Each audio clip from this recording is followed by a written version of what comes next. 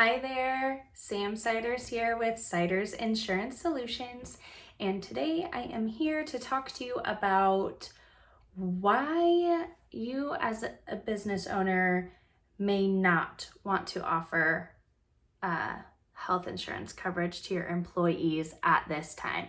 Yes, yes, yes. I know that I am an insurance broker. I own an insurance agency, and what we do is put together benefits packages or benefit solutions, really, to help our clients achieve their goals within their organization. And benefits many times is a big part of this. It's great for recruiting and retaining quality individuals to work for your company. It's a way to reward your employees for a job well done, take care of them, show your appreciation, right?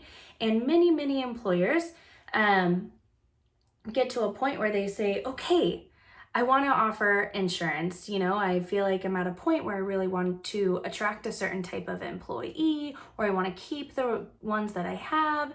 And this is something that I kind of need to do.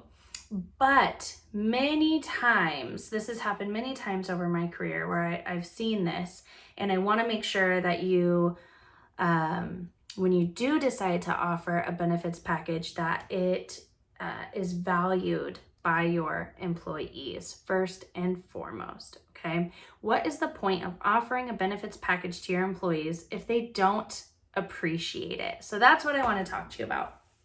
Now, many employers get to this point where they say, I want to offer benefits to my employees, okay? But they've never offered coverage to their employees before. Many times you don't have a set budget set aside for that benefit offering. You're kind of looking at your overall budget and saying, okay, where can I pull some funds to put together a benefits package? So I would say, when we first get into those meetings, your trusted benefits partner should ask you a lot of questions about what you're trying to accomplish, what the overall package looks like, what is the demographic of your employees, all of these different things. What are their individual situations, if you happen to know? Because what happens many times is that you say, okay, what's the minimum amount for me to offer coverage to my employees? And you go, perfect. Maybe that's, you have 10 employees and the minimum amount to offer coverage is you have to pay $2,000 per month, for example, to cover all 10 of your employees on the health insurance plan. Well, great. I'm going to offer coverage that was less expensive than I thought. Let's go ahead and put the plans in place. Well, there's a lot more to this than you may think. Number one is we have to get with the carriers. Mind you, I am in California, so the rules are a little bit different wherever you are. But here in California, and like other states, your private health insurance carriers need a certain amount of participation in order to even offer a group level plan. So we need a certain amount of people to enroll in the plan, okay, number one. And so if you are offering the minimum contribution amount, and say you have employees who are, minimum wage or close to, right? They have other family things going on, they may not be able to afford the other portion for them to take the coverage themselves. Okay. Now that may not be that big of a deal for those people who just wave off and say, I don't want the coverage. As long as you're still meeting your carrier participation, that's going to be fine. Except for the fact that those employees here in California will pay a penalty at the end of the year if they don't have health coverage for the year. But that's really more their problem than yours, right? Where it does become concerning for you is if the employees that you currently have working for you are enrolled in Covered California on an individual health plan and receiving a government subsidy. So they enroll in Covered California, and based on their income, they are paying only a part of the total premium amount, and the rest is subsidized by the government, okay?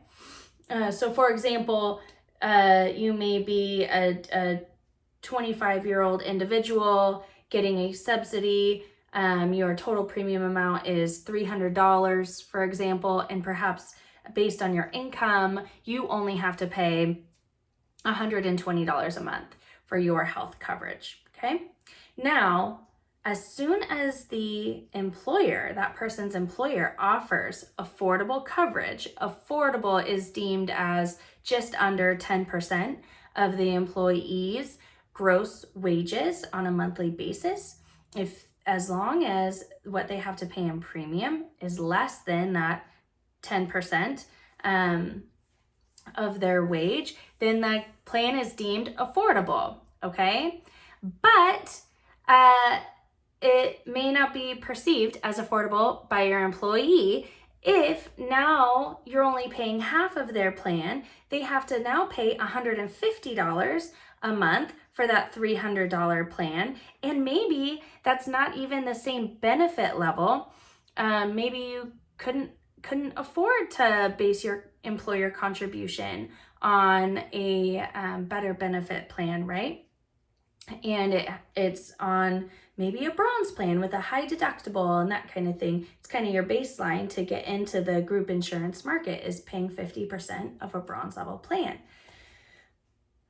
Now your employee's upset because as soon as you offer affordable coverage to that employee, they no longer qualify for a government subsidy through Covered California.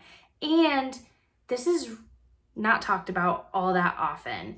And it's very, very important because that employee, if what you are offering them costs more than what they're currently paying through Covered California, they will most likely waive the coverage. If no one ever told you about this as an employer, you wouldn't think anything of it. You'd say, okay, well, they have other coverage elsewhere.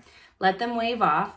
Well, at the end of the year or the beginning of next year, when they do their taxes for that year, they're going to have to pay back all of that subsidized premium from the time that you offered them affordable coverage through the end of that year. So say you decided to offer them coverage in June. For the next 6 months, they will end up having to pay back the 200, what is it?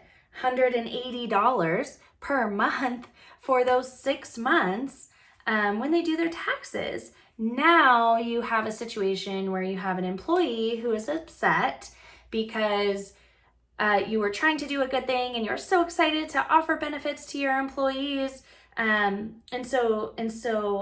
it's new and it's new to your budget. And so you wanted to come in and kind of do the baseline, the 50% of the lowest cost plan, which is a bronze plan with a high deductible, but it's really exciting that you're able to offer it, which it is.